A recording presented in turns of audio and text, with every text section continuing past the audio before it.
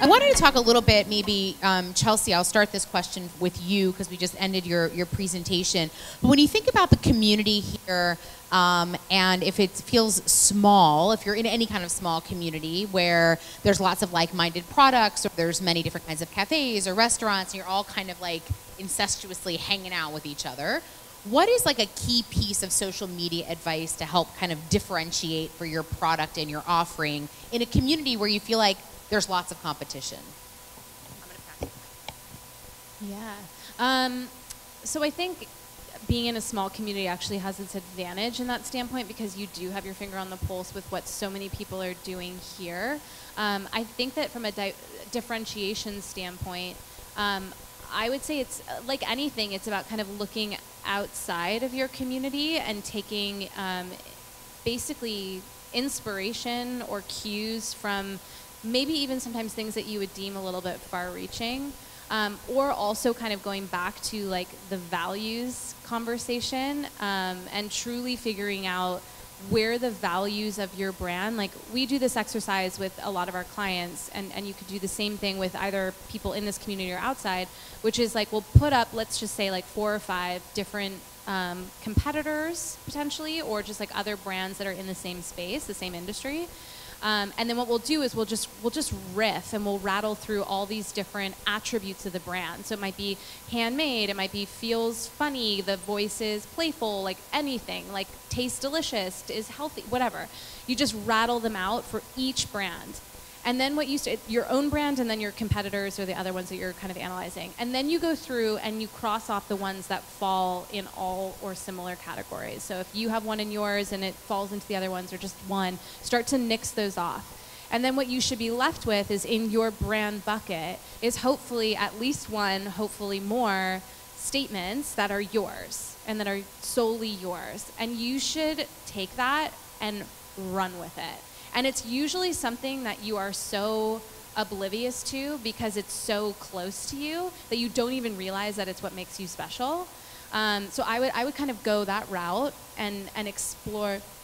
Oh yeah, meow meow. I would use that and kind of apply it. With a little mood lighting on that. That's good advice. Can you see us? What happened to the lights? Let's put those lights back on if we can. Oh, an extra mic. Great. We're going to also need a mic for the audience in a second. All right. So while we're cozy and intimate, Kelly, question for you, in your creative genius. Talk about, I mean, we know that branding and packaging is important, right, for businesses. But can you also talk a little bit about how somebody gets to finding their own brand identity? Who do they work with? How do you do that? How important is that? But talk a little bit about the process. I think it can feel very daunting to know you need to have a visual brand identity, but how do we get there? Oh, thank you. It is extremely important. I stress it because it's what I do. It's what I specialize in. It's what I've spent the last 15 years of my life doing every single day.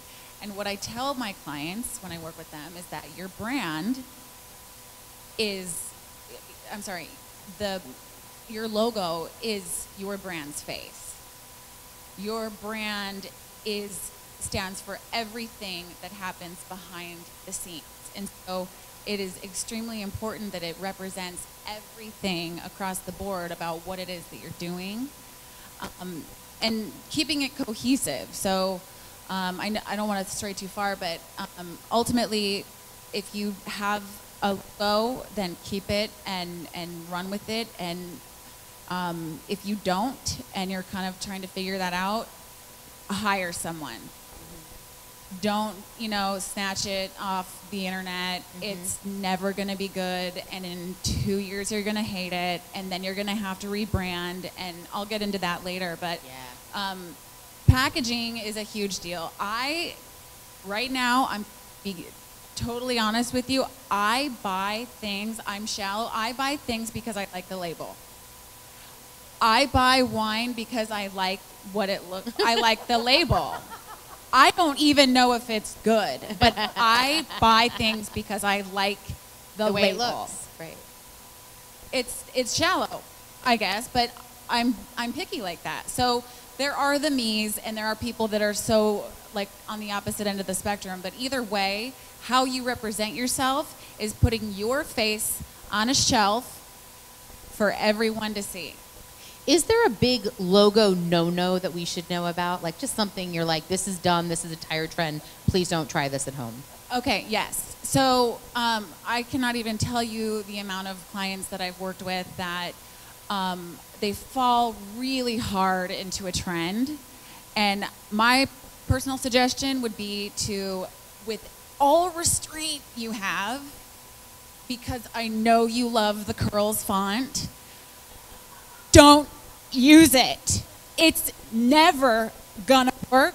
It's bad. It's just you gotta just close your eyes and walk away and take a deep breath. But classic and timeless is the way to go. You can always have fun and pull in different graphic elements or different packaging pieces. But I would stay away from anything trendy, anything really super scripty and hard to read. Like anything, we see the swoosh, we know that's Nike. We see Coke. Oh, I'm sorry, my kids, they see the M and they're like, oh, there's McDonald's. So ultimately, you know, I'm not trying to say that that's what we're all striving for, but you know, you want it to be something that immediately resonates and is not really hard to read or unrecognizable. On the contrary, you want it to be extremely recognizable immediately, scalable, and so you can shrink it down, you can blow it up, it's the same. I would say that's that. A perfect example of what she's talking about is when it created this event. I know that all the sponsors here and everybody wanted banners. They're like, I want banners. We have a banner. We have a banner. And I get that that's been the way, but I wanted to show and by example of what branding looked like and what a cohesive brand looks like. So this event would be an example of what Kelly's talking about. Kelly actually created this logo. We worked together on it. We went back and forth. We ping pong. I remember we even talked about what I was going to call it. I made a list of like 50 names. She crossed off ones she didn't like. We fought. It was great. But this is where it ended. And the thing is that if you look at her aesthetic is very specific. But that if you go to my Instagram and you look at my aesthetic, it's very like ocean, island, palm leaves, my kid, whatever. But it's like you sometimes have to like do a little ping-ponging to get to where it is. But if you look out at this whole event, the pop-up shop, the DIY station, right when you walked in, that's what we're talking about in terms of a cohesive vibe to your brand. It could be a corporate brand, it could be a mom and pop brand, it could be a restaurant. And just as a publicist speaking, packaging is everything. When people call me and say, hey, I've got this great jewelry line, and right away on the phone I say, well, do you have a website? Yeah, and so I pop on and look at their website right away. If your website doesn't tell me exactly in the first like 14 seconds what your product is, what your name of your company is, and where to go to get more information very clearly, I'm out. I just say, hey, don't think it's a fit for me, not in the first 30 seconds of the conversation, but by the end of the conversation. Because I know truly, intuitively, I have to talk about that product or brand all day long, and so do my team, and it's just not a fit. It may be a fit for that PR firm over there or that one, but the bottom line is your photography is so important, and you have to have good photos. I would rather you just like not even have a website, have one photo up there that is your product and say coming soon. That's fine too, because less is more, but the first impression is what matters. Yeah. Hello? I'm going to borrow yours.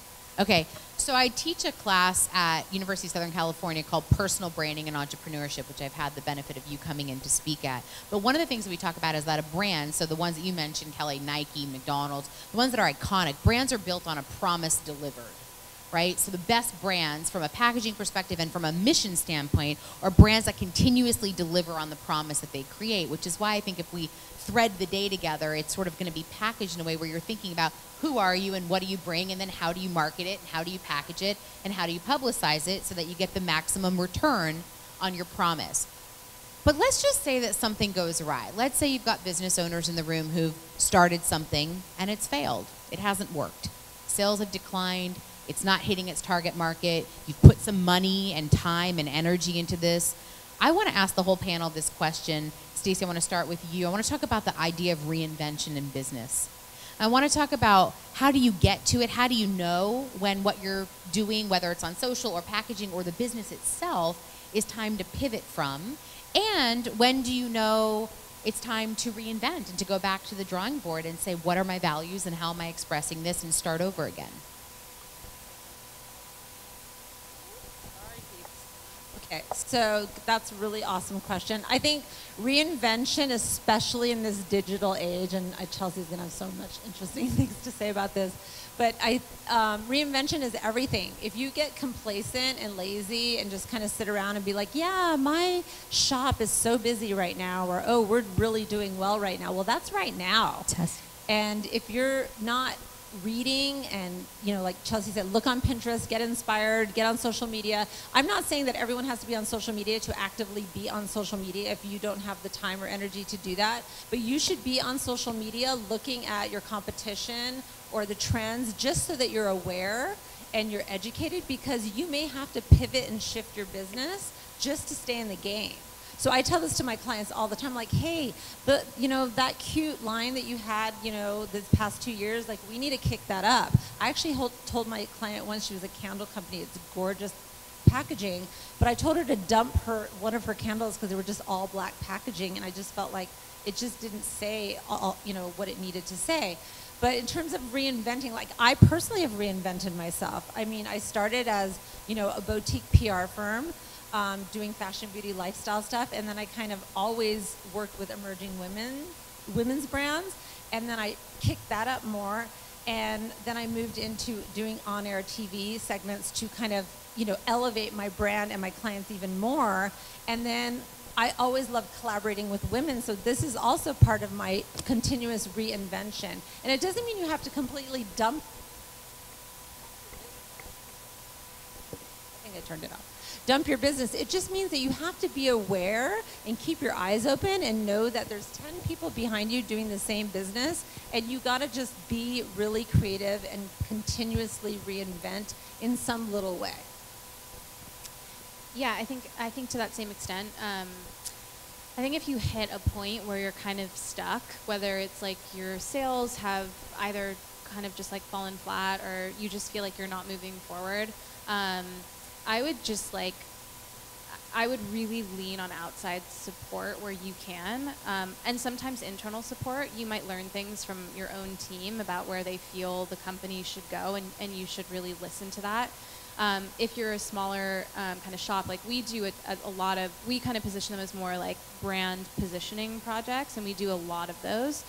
They're some of my favorite projects to do, but I think it's really powerful when you open up your business to outside interpretation. It could be taking a group of people you really respect to dinner and just asking them for their insight and their advice.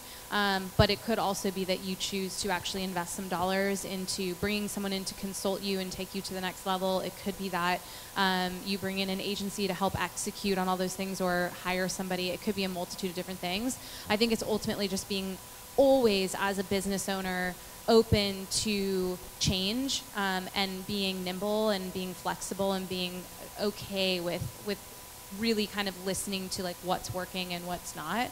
I do think data plays a lot into this, and I think that that's where, even from a social media standpoint or your web sales or whatever, like paying attention. And if you don't care about this stuff, hire somebody who does, even if they're looking at it for 2 hours a month, looking at like what the trends and the ebbs and flows are, because that is going to be your biggest indicator. And you don't want to get to a point where you're like, oh my gosh, where did the people go?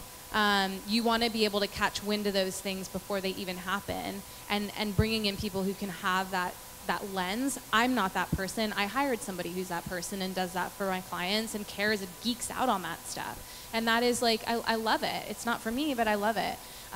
So I think that that would be something, is like understanding, just like being prepared for that at any point through the process of your business, and maybe just investing a couple hours into somebody who does that for you. So from a branding perspective and from a visual standpoint, and also from an intuitive one, you know, we all get that gut feeling. We really want to kind of like ignore it. No, it's good. No, it's okay. We're gonna get back up. But ultimately, you get to the point and you're like, you know what? This is not moving. We're treading, and that needs to change. So, you know, you have to make a big, painful decision. You either, you know, you make a big change, and that's a rebrand, or that's, you know, maybe like you get a bunch of friends together and you come up with something that you see there is a need for. So whether you're a restaurant or whether you're, you know, a small business and you make things and you sell product, you know, a lot of times it could be, yeah, my logo sucks. This is the first time I'm realizing it, but I get it now. Do you think offering surveys can be helpful as well when you're looking to reinvent, especially from a brand identity perspective? Yeah, I think. Sorry, I didn't mean to cut you off. Yes, I do. However, I've personally never done that.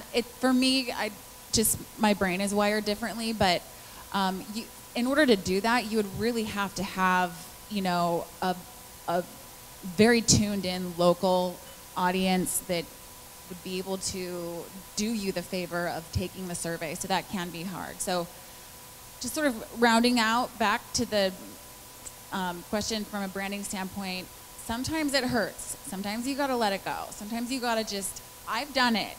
Okay, Mrs. Lillian has been rebranded 3 times.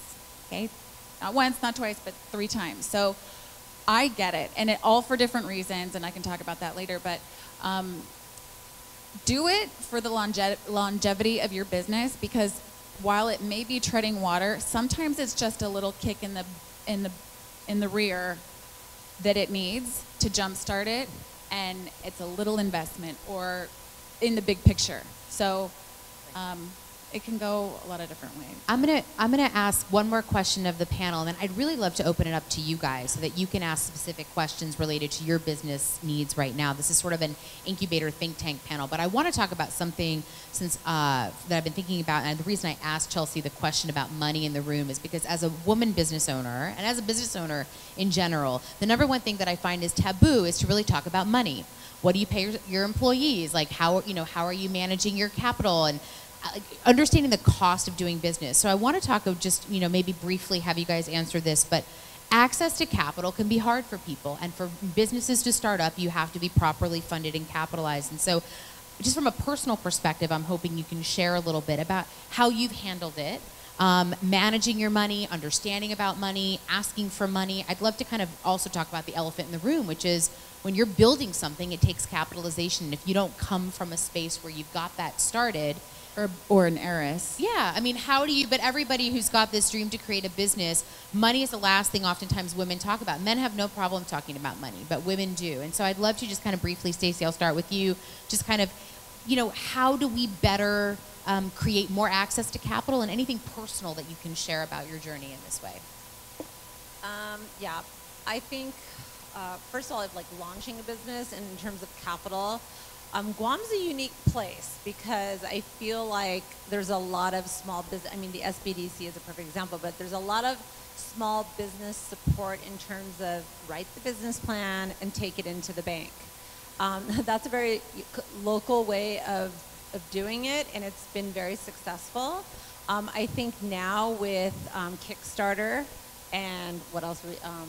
GoFundMe, there's so many other ways that you can have access to capital but you know, you also have to market yourself, create a video, put it up online, really understand what your mission is and what you're asking for. But Kelsey and I recently have a friend who raised $10,000 on Kickstarter in a very short amount of time. And Guam would be a great place to launch a Kickstarter because you're like, call my auntie for $10, call my cousin, call my, like, that's how we do it here. I mean, look at what got done.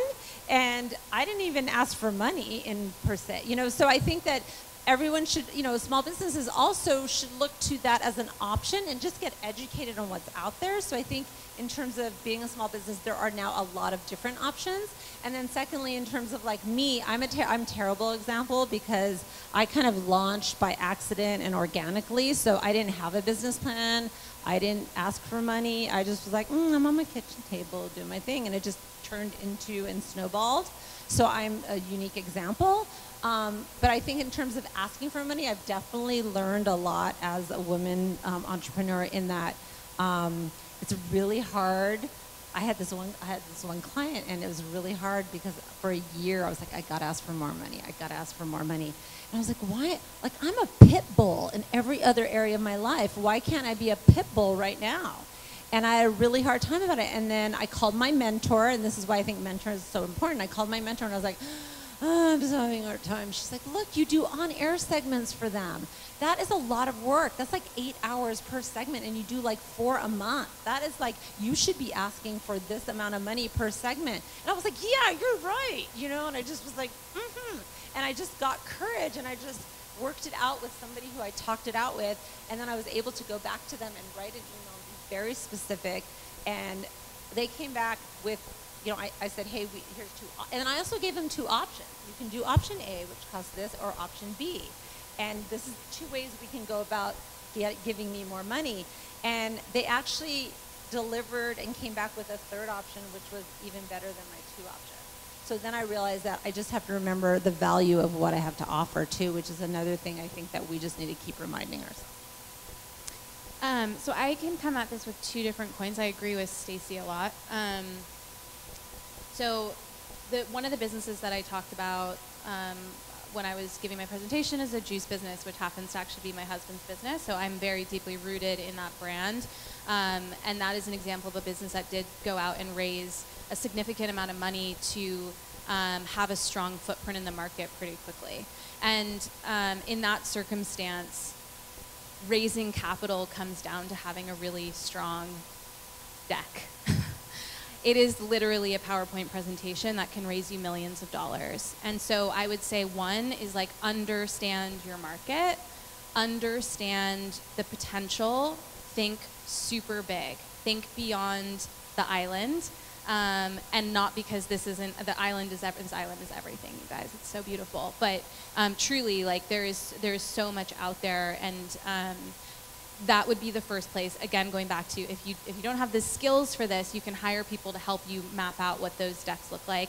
Another point of advice would be to try to raise at least 2 or 3 times what you think you need, because that is the reality of the situation.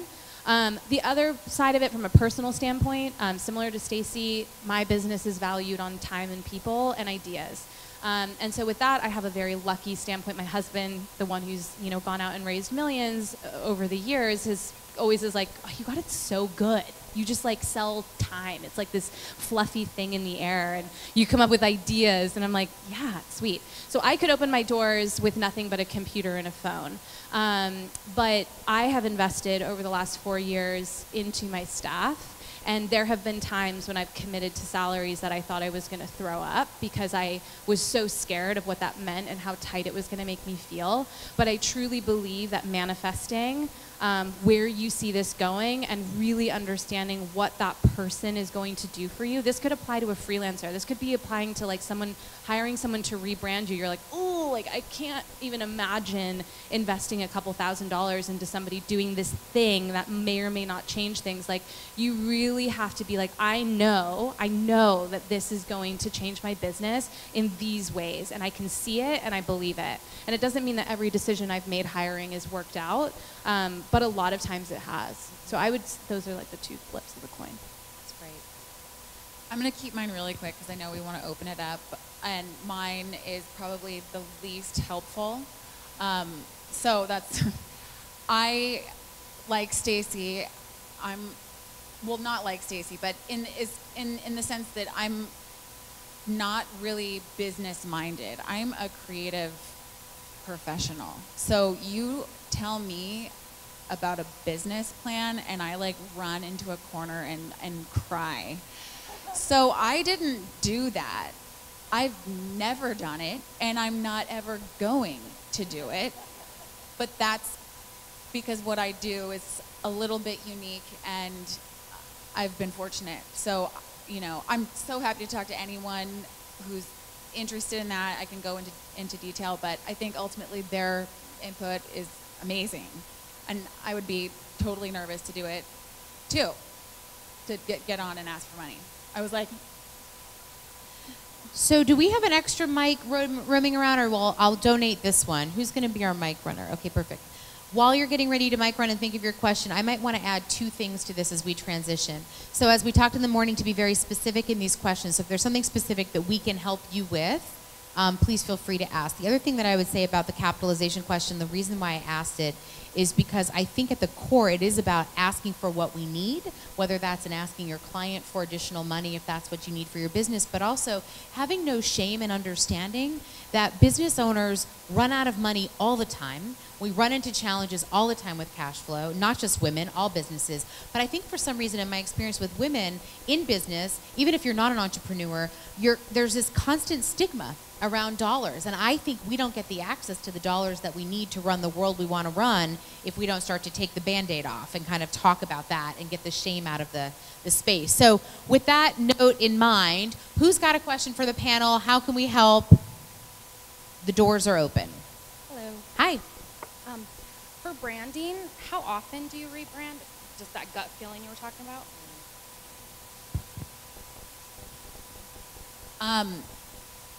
Hopefully never. Okay. Ideally. And think of it, it is a little bit superficial, but think of it in this way. It's getting work done. Do you know what I'm saying? You're altering your face. You're changing your face, and you don't want to end up, hope it's not sensitive, but like Joan Rivers. Okay, so you want to have a very long-standing brand that has integrity and that is loyal. You're loyal to your look. So if you reached the point where you know you're like, I gotta do this, I gotta do it, then do it and do it good. And if that means investing in it, then do it. But a rebrand, I did it 3 times. You don't want to do it 3 times. Just do it once. I own a photography business. Yeah.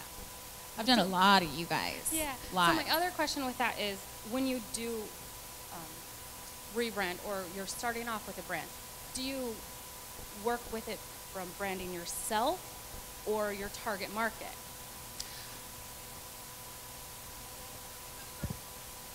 So is the photography business, does it have your name on it? No, I own Anchored Out Photography. Okay. So I think, so from a brand perspective, I would say if you're going to rebrand, also have a master why. Why are you rebranding? What is it that you haven't communicated yet to your audience that you feel like you need to in this brand? Like what wasn't there before? If that's not there right away and you just don't like your logo or you want to do that, to me that's not a full rebrand. To me a rebrand is matching your packaging and your purpose and everything all at once. So I'd make sure you've got the why front and center. If it's a new set of offerings, to me that's a marketing campaign versus a rebrand. Right? If you're like, hey, I'm doing this kind of new photography now and I want people to know it, to me I wouldn't consider that a rebrand. So I'm just curious if you're feeling like you need to pivot and have like a whole new look and feel and offering, or if you feel like you just need to refresh. We've only been on island for about 9 months, Right. so I feel like every time we move, I'm like a new me. Yeah. Right? And my target market is different, and everything about where we live and who I'm marketing to, and the babies are different. So I always go through like an identity crisis. Totally understandable. Actually, that's a great piece. If you sign up for Kelly's mentoring session, that would be a really good way to go deeper. But I think having the identity crisis is normal for all businesses. Right. So we have to just put it in perspective to say, if you're going to make a big change, make sure it's got lots of reason behind it, because marketing campaigns can give you lots of new avenues to communicate with folks. Where did I see another question? Oh, I thought you pointed me to one. Okay, great. So this question is more about your impression of Guam having come from the States. So we're really dependent on tourism here. It's one of the main pillars of our economy, and I think Guam is just one of the most beautiful places. But a lot of times when we think of island style or the Chamorro spirit, we have our what we think of. And I just wonder, you as people who've traveled from off island, what do you think, and what do you think of the island, and what are our attributes that you think really stand out as a destination? That's a great question. I'll jump in. I'm still kicking my jet lag around. I'll tell you what I've seen so far. So I think so my first impression, because I work in the field of women, is that the women here are incredibly powerful. And I noticed that and felt that right from the beginning. Not only from, I think a lot from the host committee, but I also felt it last night doing workshops in your schools and with your teachers and with your parents. I felt this very strong and incredible maternal energy here that I think is a valuable asset for the world in general, but I think also from a tourism standpoint, that's a place that I really look for, is how are women treated, respected, revered, and acknowledged in that community. So that's kind of maybe at a 30,000-foot view. I think the hospitality has been incredible. I haven't yet enjoyed enough of the sites, but I have 40 things to do between Siska and Stacy this weekend, so I'm gonna come back to you on that question. But the other thing that I'll think about that I would like to posit, that I wonder, and I don't know enough yet to say how I've seen it show up in your businesses, but the fact that you're hosting this event at the scale and level that this is, and that fact that you let Stacy get away with not putting banners up everywhere for sponsors. And I walked in and I said, this is the most cohesive branding I've ever seen at a women's conference before. It's upscale, it's smart, it's savvy. So for me, what that tells me is that you're future leaning into cutting edge ways to connect with community. And the last thing I'll leave with is that I think there is a willingness and an interest and a curiosity about community and cultivating community. And so for me, when I look at that from a tourism standpoint, I mean, what more can you want? You want to go to a place you feel safe, connected, inspired, have fun, play, feel connected to people. So I'm looking at this just from my lens through an emotional, business, social impact kind of impression. Yes, it's beautiful and people have been hospitable, but I can feel something else happening here, which is I feel there is this uprising happening of this female community and this business community taking a stand and making stakes on how to invest in the people here and in the resources here. And I think that is incredibly powerful, and it's one of the reasons I was very interested to come and lend support. I totally agree. From my camp, from a marketing standpoint, coming from digital, obviously this island is beautiful. Everything about island life is amazing. My one thing would just be to say that, like, your marketing and your brand is bigger than an island, and you have a massive world of people that you can connect with through digital means. And so the island charm and the island sensibility about the way that products are made here and the services that you give are what are going to be attractive to people who have maybe never even been to Guam before.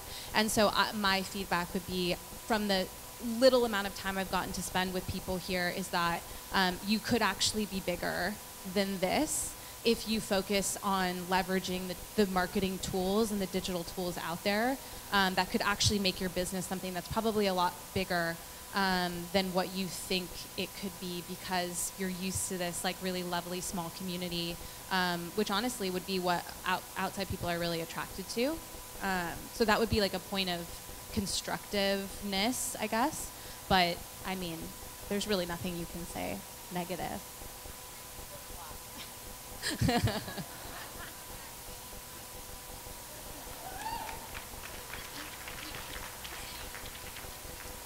I come to the table with a little bit more experience. I actually just moved away from Guam in June, and it was a very sad thing. I was living here for 6 months for my husband's job, and I will never forget when he called me. We came from Honolulu, so just another island, but very vastly different. And he said, Kelly, so you remember that that thing that, I don't know, like, I was going to, like, get this project or something. And I was like, yeah. He's like, well, I got it. And I was like, great. He's like, but we're moving to Guam. And I was like, where's Guam? That's what I said. Where's Guam? Now, I have goosebumps. I'm just going to, it happens all the time when I get emotional. I moved here and I have never in my life experienced such warmth, acceptance, and kindness and true generosity from people that don't know me. I stick out like a sore thumb. Let's just get that right out on the board, okay? My kids, the same thing, but their school experience, it's like Guam was the best. So with that said, you guys have a huge statement to make. I am a statement maker. I like making big statements, but people everywhere go, you lived in Guam? What's Guam? What's Guam? That's a sad question because Guam is the most loving, incredible place I've ever lived. And I would chop off my right pinky to move back. Really. No, that's a left pinky, but there's a statement to be made, and there's a huge opportunity for everybody here. Chamorro culture is so unique, and you know, just like Hawaiian culture is as well, but everybody knows about that, you know. You guys you have such an amazing opportunity and such a huge platform. I mean, these ladies are just endless pits of knowledge on how to make that happen. I have to say, I have spoken at a lot of events. I have attended hundreds of events in my career, and it's the one speaker who has resonated with me the most to my core, and who I can't even talk about it without crying. Who, I don't know, I love her so much, and I'm just so proud, and I'm so grateful that she has flown across the Pacific also to be here with us today. Social activism is just not as complicated as people make it, and Veronica, what her story is, just basically shares that one simple act of inclusion can forever change the trajectory of your life. Please welcome Veronica Everett Boyce.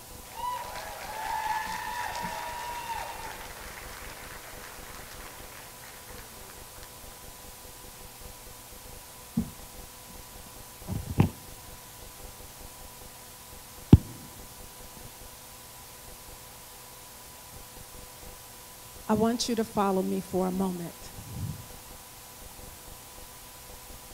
I'm in a crib crying for my mother, but she cannot get to me because my father has handcuffed her to a door after raping her in the butt.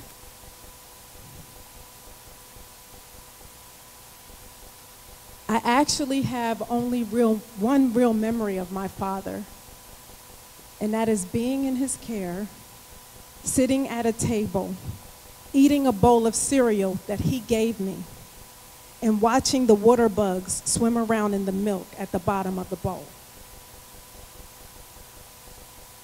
My father killed himself from a heroin overdose.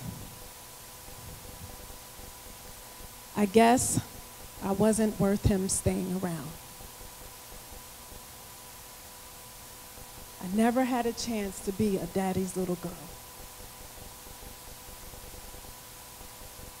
Growing up in a 2-bedroom house with 14 people and only one bathroom, there are many lessons to be learned as a kid.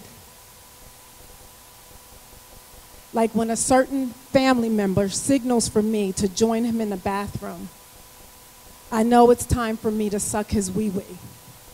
At least that's what I called it. And after time and with much practice, I learned to do it where the white stuff only goes in my mouth and not all over my face. But still I hate it, and I hate the taste.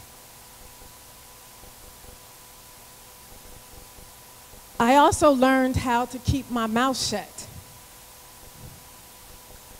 Like the time I was held down by family members being whipped with an extension cord. And when they got tired, they held my arms down and someone punched me dead in the face and knocked me out cold. The next morning I woke up, my black eye was so bad, it looked purple. All because I opened my big mouth about something. Needless to say, I learned the importance of being silent. When the signs of my physical abuse were apparent, I did not go to school because I didn't want the school to file a police report. And with all these wonderful activities happening, education wasn't a priority. And no one ever asked me about my homework. So each year, I would fail. And I would brag about it to my friends. I would get on the phone and I would like, girl, did you fail? And she would be like, girl, you know I failed. Call so-and-so and see if she failed. Girl, did you fail? Yeah, I failed. We all failed. It's going to be smoking next year. My friends, my road dogs, we would sit around and we would talk about dropping out of high school and having a bunch of kids. And how we would brag about our kids, and we would take our kids around the neighborhood and they would look so great and everyone would be in awe of them. We would dress them so nice and they would be so fine, but no one would dress their kid better than mine. And for fun at my house, my family at night, we would get around the kitchen and we would turn out the lights and we would be so quiet. And we would put cheese on top of a mousetrap. And we would wait until the mice would come out and tiptoe to get their food. And then we would start shooting them with the BB gun. On the best night, we catch 12. And we are so excited. We're like, yeah, we got you. We got you. We got you. And we would slap hands, high five each other, and I was so excited. But don't get it twisted. I'm an angry kid. At school, the kids are scared of me because I'm a bully. And I take lunch money from the black girls who I consider to be white because they have family and they do their homework. And then I would make those same girls watch me eat my lunch bought with their money. But I didn't stop there. The teachers hated seeing me coming. I was a teacher's nightmare. One day in middle school, Mrs. Larbu was calling on different students to read out loud. My heart was beating so fast because I did not want her to call on me. And as she walked towards me, she put her hand on my shoulder and she said, Veronica? And I look at her and I yell loud, your breath stinks! And everybody begins to laugh. And she kicks me out of class. And I was so relieved. The principal said to me, why did you do that? And I said, I can't help it if she can't afford Listerine. If I could get it for her, I would. But the truth is, I was hiding a secret. I couldn't read. Imagine looking at a book filled with words that you don't understand and you cannot pronounce. That was me. How I made it to high school? I'll never know. But here we go. This is what I knew going to high school. My mother was too young to raise me. Never saw her. My father killed himself from a heroin overdose. I was molested by several different men over the course of my childhood. I was physically abused, beaten all the time. I was a bully. I couldn't read. And to top it all off, I was stupid. True qualities for success, right? So one day in high school, I said, you know what? I'm tired of this. Nobody really cares about me. Nobody's asking any questions about me. No one's concerned. And I want it out. So I swallowed a bottle of pills. And I was going to finally meet my dad and tell him how mad I was that he OD'd. After I swallowed the pills, I started to hear this loud ringing in my ear. And I thought, this is it. This is my moment. I'm out of here. But instead, I ended up in the hospital with a rude doctor shoving this tube up my nose that really hurt. And as the blood poured, I heard him say, this is what you get for swallowing all those pills. I was handcuffed by the police and put in the back seat of a police car headed for the mental institution. The next day I woke up with the old white naked man standing in front of me asking me my name. I didn't respond, so he moved on. He was another patient.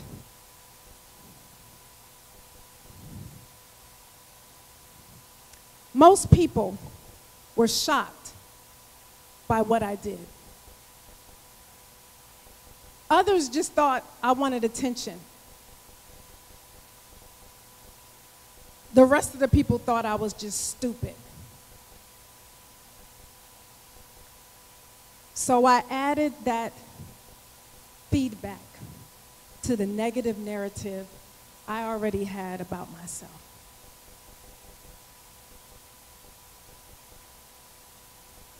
But that was yesterday. Today, I stand before you as a doctoral candidate who will be graduating in May. Oh, you can clap louder than that. It's a lot of work. In May, I will be Dr. V.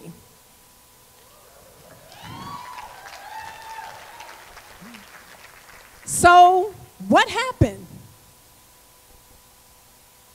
A simple game of volleyball and a nice meal at a restaurant. Just when I couldn't wait to turn 16 to drop out of high school, I was walking by the gym and the track star, Connie Ellerby, who also was on the volleyball team, asked me if I wanted to play. Surely she had the wrong student, because I was the bad kid who was in all general classes who hung around the bad group that would be a failed statistic. But still, I say, okay. So we would begin to bump the volleyball, and we would laugh when we missed. She was out of my league, and I knew it. But still, I wanted it to last. Soon, we were joined by the rest of the volleyball team, and somehow that day, I became a volleyball player for my high school.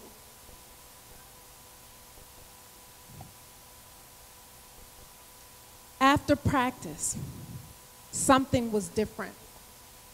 Something changed. Something happened to me that I did not understand. That day, that moment, that experience, to do and to see something different, had a profound effect on my life and changed the direction forever. As I got to know the volleyball team, I was invited to go to dinner with one of the volleyball team members and her family. And I'm sorry, being at a restaurant, sitting at a table with a bunch of white people was very different for me. I didn't know how to act in that environment. Watching the other families laughing and having a good time made me feel sad and out of place. I didn't want the waiter or anybody to ask me anything. I didn't know how to act in that environment. My teammate was talking to her parents about taking the SAT and going to college. Thank God they didn't ask me. But the idea of me, Veronica, going to college now became a thought. And I really want you to get that. Just by being exposed to the conversation, now it became somewhat of a possibility for me. The volleyball captain, Carla Dorsey, asked me over to her house to hang out with her. And I said, okay, come hang out. Well, when I met her mother started asking me all these questions. What college are you going to? Have you taken the SAT?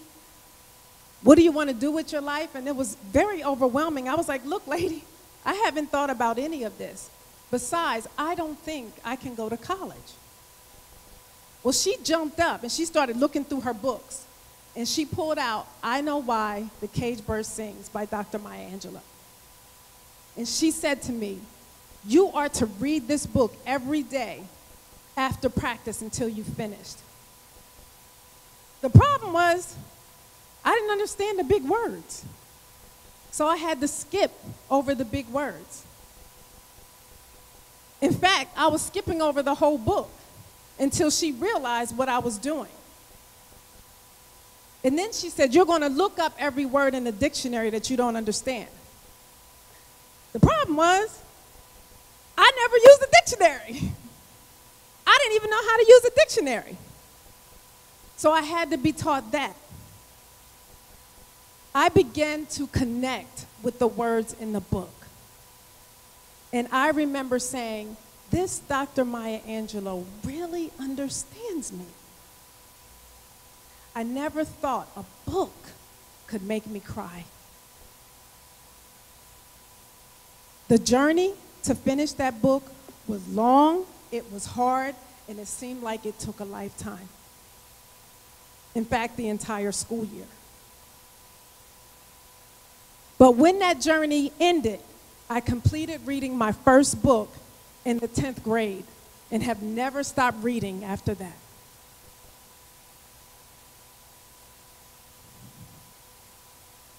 I want to be crystal clear. After missing 9 to 10 years of school, today I am still playing catch up. And I am still practically looking up every other word. But completing that book inspired me to finish high school. And I managed to graduate with a 2.0 grade point average and scored the lowest possible score on the SAT. I think you get points just for signing your name. But the point is, I took it. And I did finish high school. And it took great initiative to educate myself and take responsibility for myself. But no one else could do it. The 3 simple acts that changed the trajectory of my life is someone asked me if I wanted to play.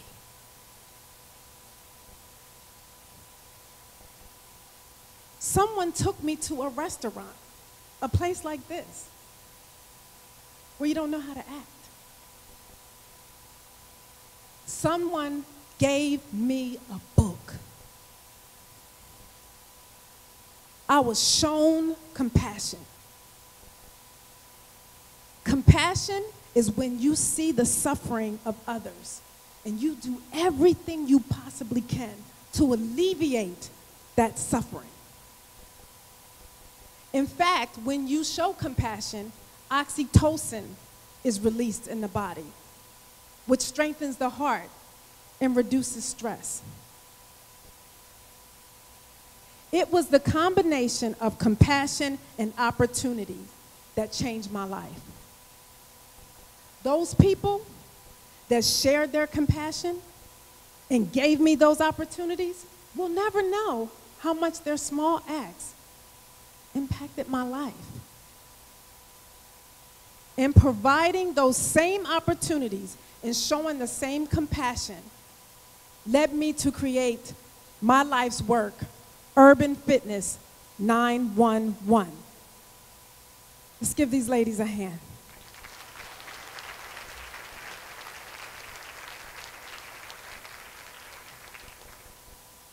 The Urban Fitness 911 kids all have an opportunity to have new experiences, to expand their reality and to transform their lives. They get tutored, they get VIP experiences, they work out, and they travel to a private school to learn with other kids with different economic backgrounds. I have watched how the Urban Fitness 911 kids and the private school kids have learned to understand each other. They recognize and they begin to appreciate each other's differences. It is my hope that the Urban Fitness 911 kids one day have that moment when they can say something is different, something has changed. Now, I'm not with these kids 24 hours a day, but I do provide one-act experiences that will allow them to see what they can do and know the possibility and take responsibility for their lives, no matter what the condition. One question, one dinner, one book, one act, one opportunity is all it takes to turn a hopeless, futureless life into a potential realized.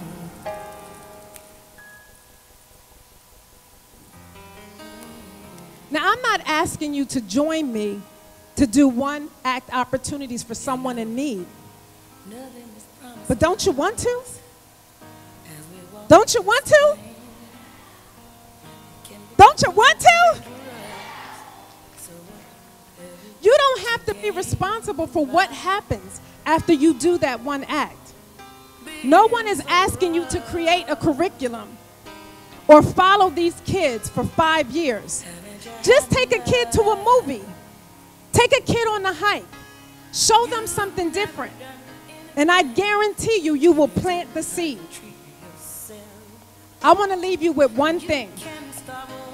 One act does make a difference. I am living proof. In 10 weeks, I will become a doctor. And after all this hard work,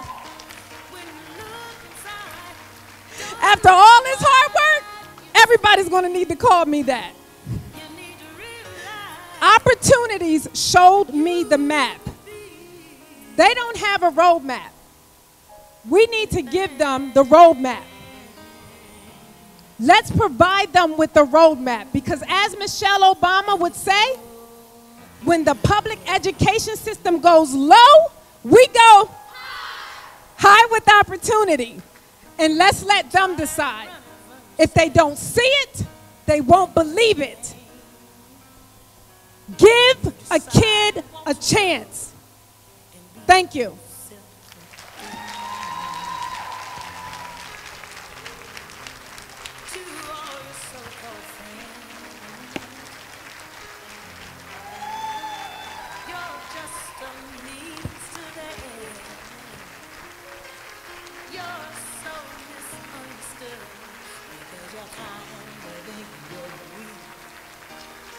ride again. I wish they would. They're gonna